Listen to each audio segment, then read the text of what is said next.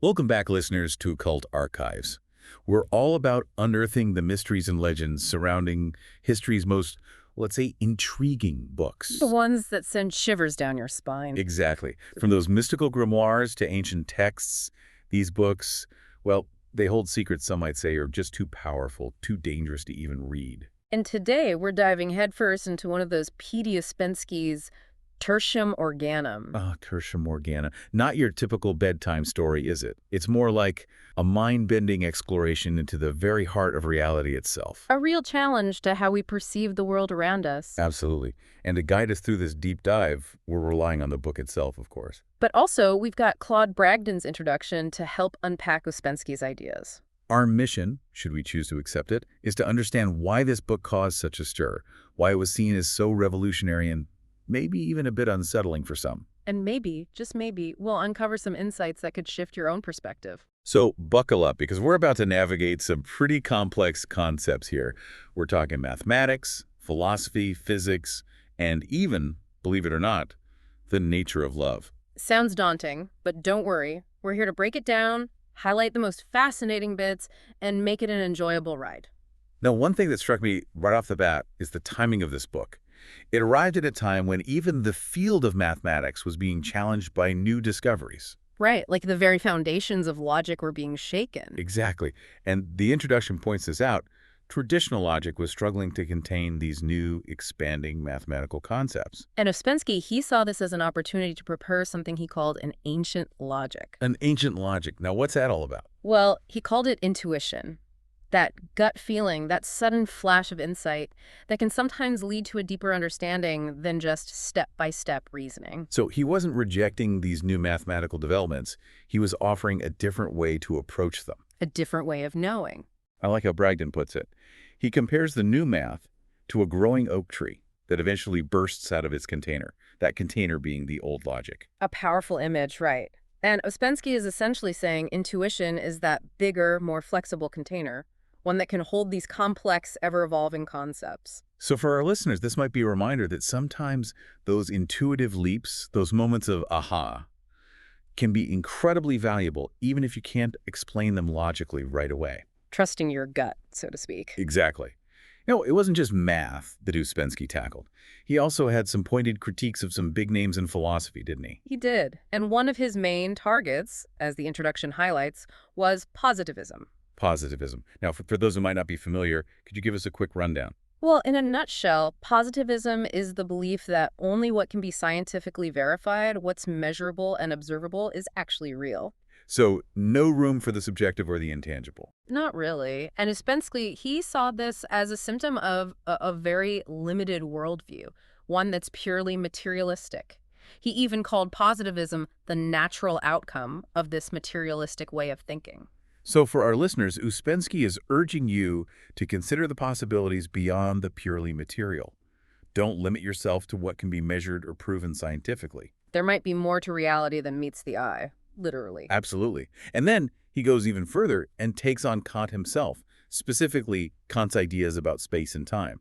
That's a bold move. Bold indeed.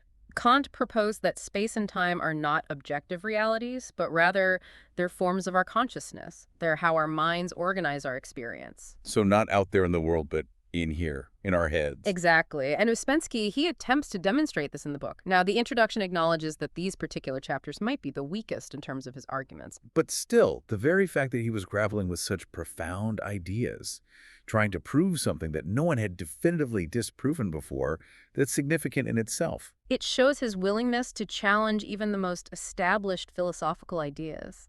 And I think that's a great takeaway for our listeners, too. Don't be afraid to question assumptions, even the ones that seem fundamental. Keep an open mind. Now, speaking of challenging assumptions, Ouspensky definitely wasn't shy about calling out those who clung to a purely practical, materialistic view of the world. He was a real champion for those who embrace a sense of wonder, those who are open to exploring the unknown.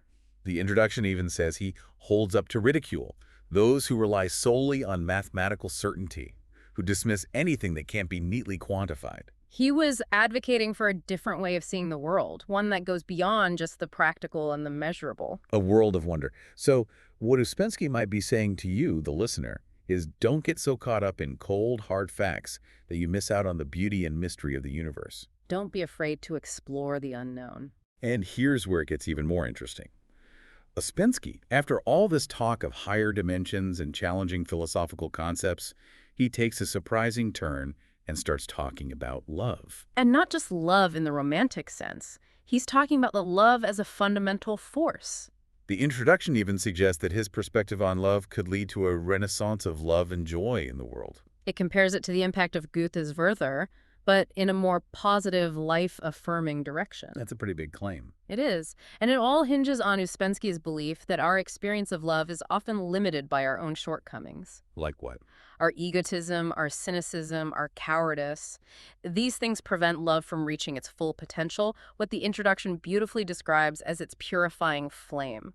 So he's suggesting that love, when not hindered by these negative aspects of ourselves, can be a transformative force. Exactly. It can purify, it can elevate, it can bring joy and beauty into our lives. And he's not talking about some abstract philosophical concept of love. He's talking about love as something we experience in our everyday lives. He's reminding us that love is a powerful force that can shape our reality. It's not something to be taken lightly. So for our listeners, maybe this is a prompt to reflect on your own experiences of love. How have your own insecurities or fears maybe held you back from experiencing love more fully?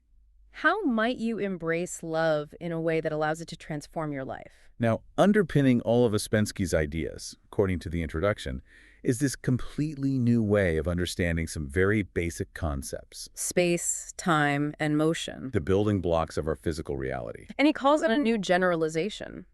Now, while mathematicians and physicists were already exploring some of these ideas, Ouspensky brought them into the realm of philosophy in a really unique way. So he was taking these cutting-edge scientific concepts and using them as the foundation for his entire worldview. Exactly. He was weaving them into the very fabric of his understanding of life. And the introduction acknowledges that this might be unsettling for some. Stepping outside of the familiar can be uncomfortable. But for those seeking a deeper understanding, those willing to venture into these uncharted territories, Ouspensky offers vistas overflowing with beauty, strangeness, doubt, terror, and divinity. Sounds like an adventure. It is. And for our listeners, it could mean embracing new ways of thinking about space and time, opening yourselves up to entirely new perspectives. Now, let's get into the book itself. The first chapter starts by asking some pretty fundamental questions about knowledge. It does. It dives straight into what we can actually know, what constitutes our data, and what we're ultimately seeking when we try to understand the world around us. It's like he's questioning the very basis of our understanding. What do you think, listeners? What do you consider to be the foundation of your own knowledge?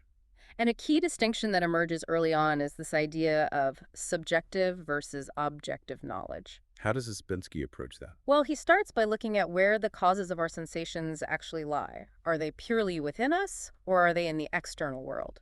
It's like asking, is the redness of an apple in the apple itself, or is it in our perception of the apple? Exactly. And Ouspensky brings in Kant's system as a sort of middle ground in this debate.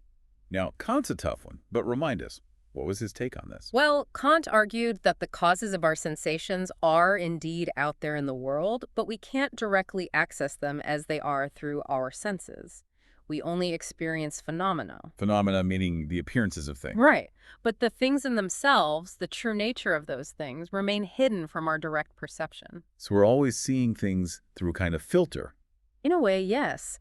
And Ouspensky highlights Kant's point that this isn't just due to our limited knowledge, it's inherent in how our senses work. So even with the most advanced scientific instruments, we're still limited by our senses. It seems so. What we perceive as objective reality is always shaped by our subjective experience. It makes you wonder, what are we actually measuring with our scientific tools? Exactly.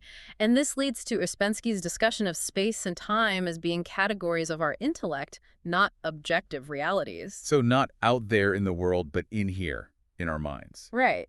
He explains, drawing on Kant, that space and time are like tools our minds use to organize the constant stream of sensations we receive. They're like signal posts or graphics that help us make sense of the world. I like to think of it as organizing a messy pile of photos into an album with labeled sections. You create order, but the album itself wasn't in the original photos. That's a great analogy. Space and time are like the album, providing structure and meaning to the raw data of our senses. And without them, Everything would be a jumbled mess. Exactly. We wouldn't be able to perceive a world of distinct objects existing in a sequence of moments. So according to this view, the reality we experience is, in a sense, constructed by our minds. That's a key takeaway.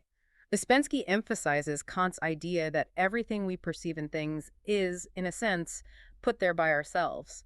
We create our own unreal world based on our interaction with the world of true causes, the things in themselves. And that world of true causes remains inaccessible to our senses. It seems so. Yeah. Which leads to the somewhat unsettling realization that all our scientific progress, all our discoveries, don't necessarily bring us any closer to that ultimate reality. That's a pretty big challenge to the scientific worldview as we know it. It is. Ouspensky is questioning the very foundations of scientific certainty. He points out that science often relies on hypothetical suppositions, ideas that are treated as facts even without solid proof. He even quotes Mach, who criticized physicists for overlooking the crucial role of sensation in their work. Right.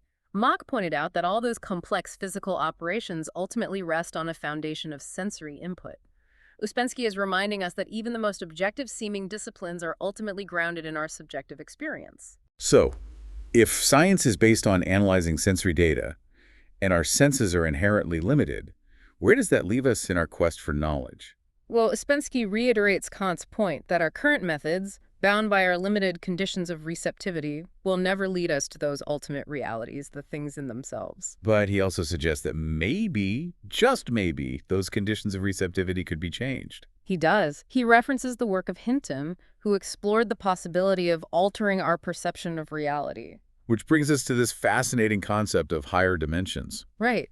Ouspensky starts by suggesting that our perception of space as three-dimensional might not be an inherent property of the universe, but rather a limitation of our own consciousness. So we're limited to perceiving height, width, and depth, but there could be other dimensions out there that we're just not equipped to experience. It's like being a character in a 3D movie, trying to imagine what it would be like if the screen suddenly added a fourth spatial dimension. Mind-boggling. He even points out that we can't even construct more than 3 mutually perpendicular lines in our experience, which suggests that our three-dimensionality might be a limitation in us, not in space itself.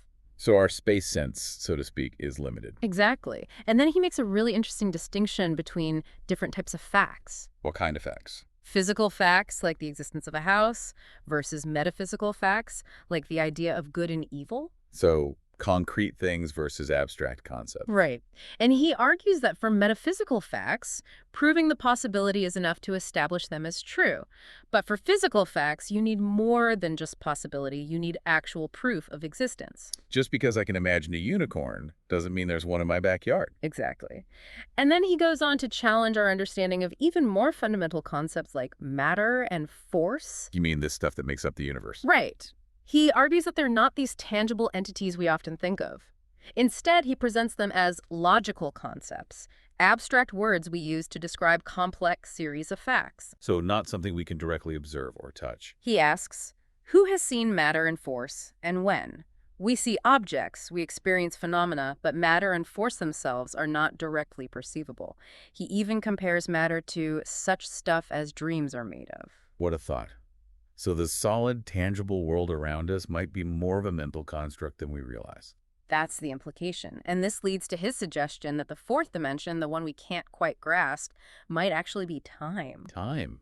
But we experience time all the time, don't we? We do.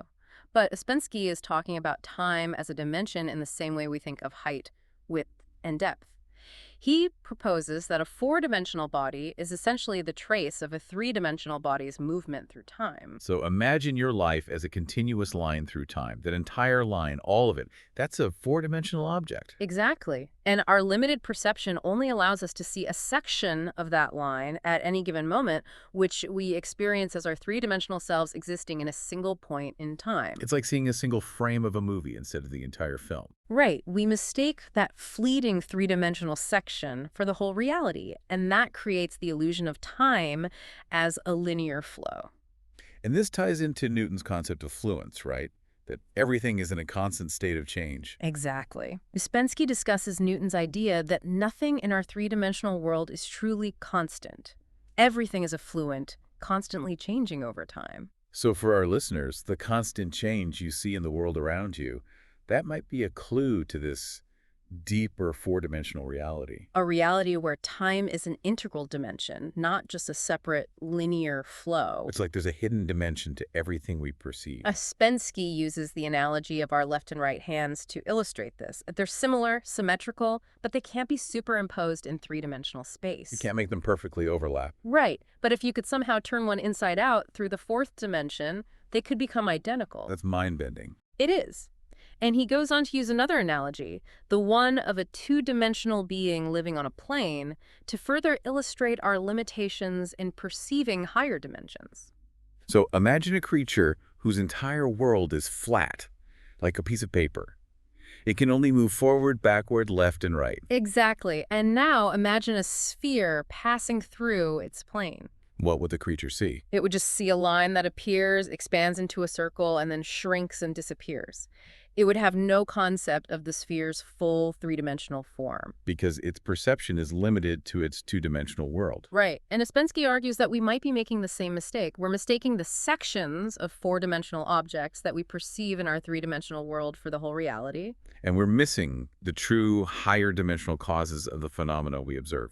Just like that two-dimensional creature would be clueless about the sphere existing above and below its plane. It's a powerful analogy. It makes you wonder, what aspects of reality are we completely blind to because of our limited perception? He gives another example, the one of rotating multicolored wheels passing through the plane. What would the creature see in that case? It would just see a sequence of changing colors and shapes without understanding the underlying three-dimensional movement that's causing those changes. So it would perceive a series of seemingly disconnected events in time, but the true cause would be hidden from its view. Exactly. And Ouspensky argues that we might be making the same mistake, perceiving a series of events without grasping the underlying four-dimensional reality that connects them. It makes you think, what seemingly disconnected events in our own lives might actually be connected in ways we can't even fathom? That's a question worth pondering. Now, this all leads to the question of whether our three-dimensional perception is an inherent property of the world itself, or whether it's something imposed by our consciousness. Ouspensky definitely leans towards the latter. He suggests that three-dimensional space is more likely a property of our consciousness, not of the world itself. So our minds are shaping our experience of reality. Exactly. He even discusses how our consciousness groups sensations together to create our perception of objects. How does that work? Well, he explains that sensations with similar characteristics, like the color yellow or a sour taste, tend to group together in our minds. Like we see a bunch of yellow things, and we start to associate them with the concept of yellow. Right. And sensations that occur simultaneously, we often attribute them to a common cause. So if I see a certain shake, color, and texture all at once, my mind groups those sensations together and says, that's an apple. Exactly. And we project that common cause into the outside world as an object, assuming that our perception accurately reflects its true properties. But what if that perception is shaped by our consciousness, by the way our minds organize information? Then the objects we perceive, those seemingly solid things around us, might be more like mental constructs than we realize. It's like our minds are creating the world we experience. Ouspensky suggests that if we could somehow alter our psychic apparatus, our consciousness, we might actually perceive the world differently. So change your mind, change your reality. In a sense, yes. He uses the example of a hypothetical higher form of psychic life, leading to the perception of four-dimensional space. So a more developed consciousness could potentially perceive more dimensions. That's the idea. He even proposes that a being with only sensations might experience a one-dimensional world. Like just a single point of awareness. Right. A being with sensations and perceptions might experience a two-dimensional world, like that creature on the plane. And a being with higher forms of knowledge, a four-dimensional world, or even higher. It's a mind-blowing concept. It makes you wonder what levels of reality might be out there just waiting for us to develop the capacity to perceive them. And this ties into his discussion of instinct, concepts, and perception, and how they shape our understanding of the world. He talks about instinct as this survival mechanism that's evolved over time. Right, driven by pleasure and pain. It guides animals to act in ways that are generally beneficial for their survival, but without any conscious understanding of why they're doing it. Like a bird building a nest. It doesn't think, I need to build a nest to lay my eggs. It just does it instinctively. Exactly.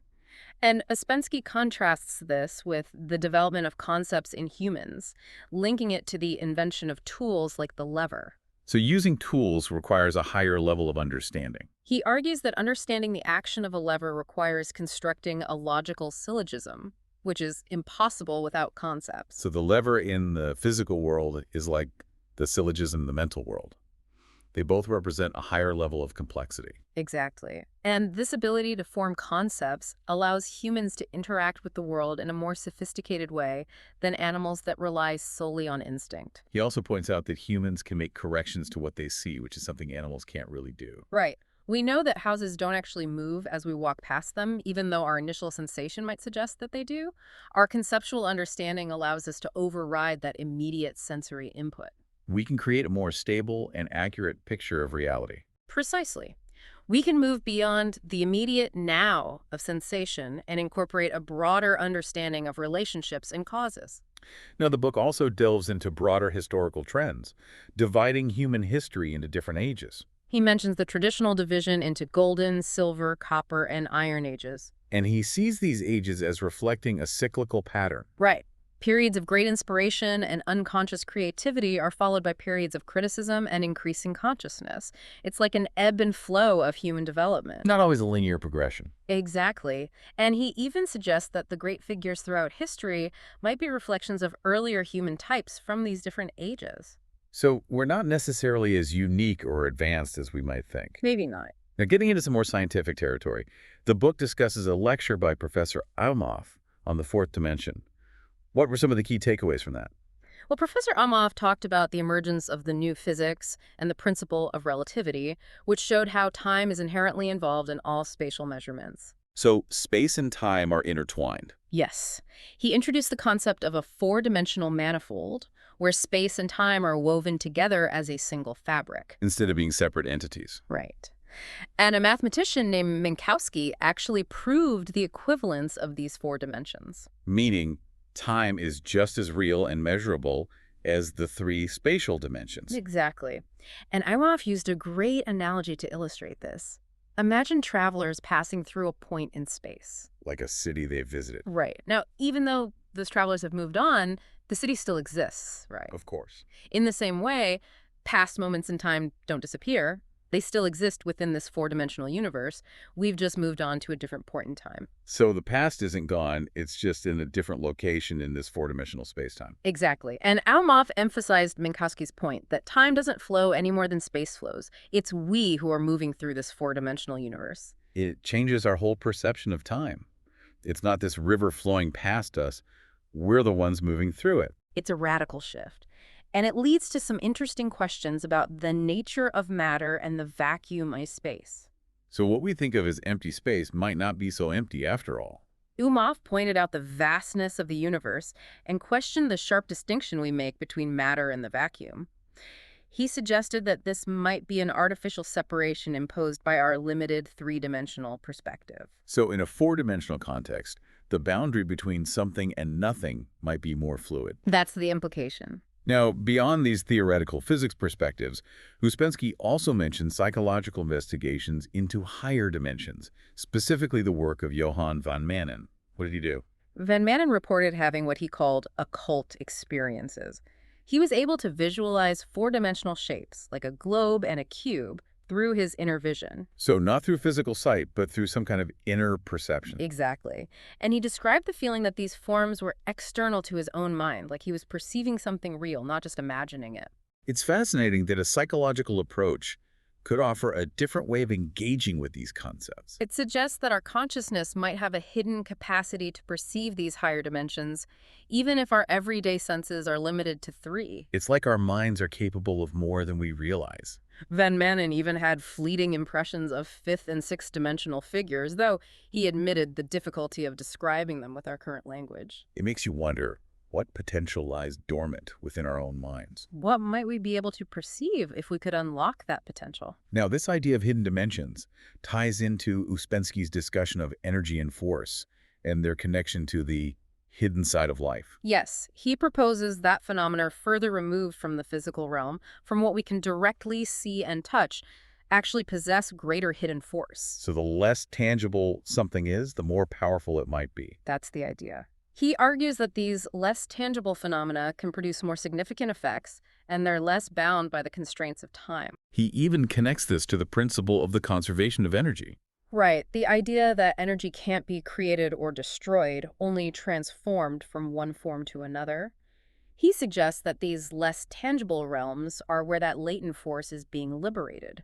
So things like life and thought, which are not as obviously physical as a rock or a machine, might actually have a much greater underlying power. Exactly. He says that the liberating force of life and thought is infinitely greater than that of mechanical motion or chemical reaction. He uses the image of a microscopic living cell being more potent than a volcano. And an idea being more powerful than a geological cataclysm. So it's not about physical size or obvious energy output, but about something deeper, something more fundamental. For our listeners, this might mean that the most profound changes in your life can come from unexpected, less visible sources. The quiet whisper might be more powerful than the roar. Exactly. And this brings us back to Ouspensky's critique of positivism, which he sees as limiting because it only focuses on the visible, the measurable. He criticizes its two-dimensionality, its tendency to see everything as existing on a single physical plane within a linear sequence of observable causes and effects. It's like trying to understand a three-dimensional object by only looking at its shadow. He argues that this approach misses the vast hidden dimension of reality, what he calls the noumena. The things in themselves. Right. And he suggests that science, in its pursuit of isolating and defining events, creates an artificial world that doesn't fully capture the dynamic, interconnected nature of reality. It's like trying to understand a forest by only studying individual trees in isolation. Exactly. He argues that the visible phenomena we observe are just sections of a much larger, more complex, and largely incomprehensible hidden world. Like glimpses through a keyhole. And he suggests that even our understanding of truth is limited by this narrow perspective. So what we think of as true might only be true within a very limited context. He says that truth, as we typically define it, is only possible within a limited series of phenomena. But in a reality that's infinite and interconnected, our finite definitions will inevitably fall short. They might even become their own opposites. It's a humbling thought. So if we want to grasp the true nature of reality, we need to look beyond the surface level, beyond the measurable and the observable. We need to pay attention to the more subtle, the seemingly subjective differences between things. Ouspensky suggests these subtle differences, often expressed in art through symbols and metaphors, can actually be revelations of this deeper reality. They're more real in the world of causes than the Maya, the illusion of our everyday experience. He even challenges the belief in the fundamental similarity and equality of all people. He suggests that the similarities we see might be superficial, masking deep and impassable differences in the noumenal realm. He uses the example of a hangman, a sailor, and an ascetic. Three very different individuals who, on the surface, might appear similar simply because they're all men. But their true nature, their essence, could be vastly different. We might only be seeing their shadows, not their full reality. So look beyond the surface, listeners. Don't assume that what appears similar is actually the same. Now, this idea of an invisible world, of forces and relationships, leads to Ouspensky's discussion of occultism and love. Occultism and love. That's an interesting pairing. He argues that every aspect of life holds infinite potential for new understanding if we recognize that it's not limited to its visible form, that there's this hidden world operating behind the scenes. And knowledge of this invisible world is the key to unlocking deeper meaning. Exactly. He also makes a rather intriguing observation about our fascination with death compared to our understanding of love. He points out that the face of death has often been more compelling to the mystical imagination than the face of love. We're drawn to the mystery of death. Religions and spiritual doctrines often begin with an explanation of death, but our understanding of love often remains superficial. We might talk about love all the time, but how deeply do we really understand it? Ouspensky sees love as this powerful force that we often try to control or subordinate to our own desires. We want to fit it into our neat little boxes. But love has its own agenda. He describes it as a deity, sometimes benevolent, sometimes terrifying, but never truly subservient to human will. Love can disrupt our plans, turn our lives upside down. Have you ever experienced that, listeners? How has love taken you in unexpected directions? But this force of love also has a creative aspect, doesn't it? It does.